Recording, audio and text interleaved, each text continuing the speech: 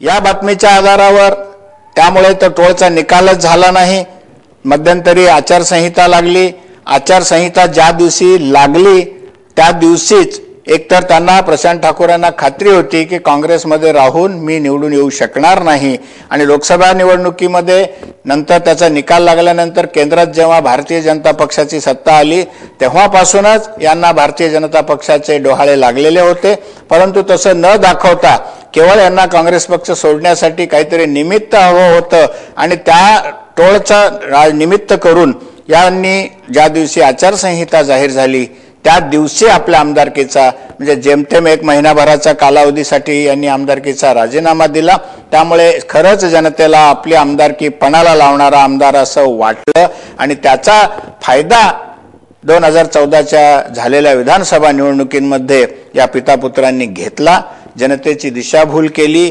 भारतीय जनता पक्ष सत्तेवर येणार आहे आणि सत्तेवर आल्यानंतर टोळ माफीचं त्यांचं धोरण आहे। टोळमुक्त महाराष्ट्र करण्याचं भाजपाचं धोरण आहे आणि खारघरचा टोळ केवळ भाजपच बंद करू शकेल अशा पद्धतीचं आव्हान करून यांनी भारतीय जनता पक्षामध्ये उडी मारली। यांच्या प्रवेशाच्या वेळेला केंद्रीय मंत्री आदरणीय नितीनजी गडकरी साहेब आले होते।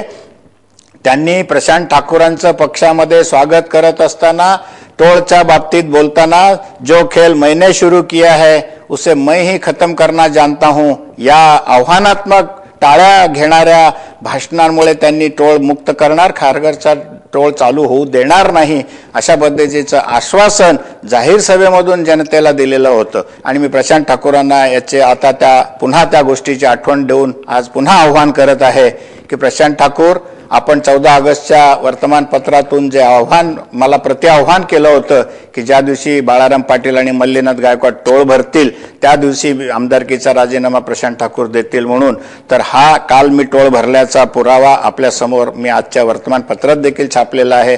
काल मला टोळ भरावा लागलेला आहे।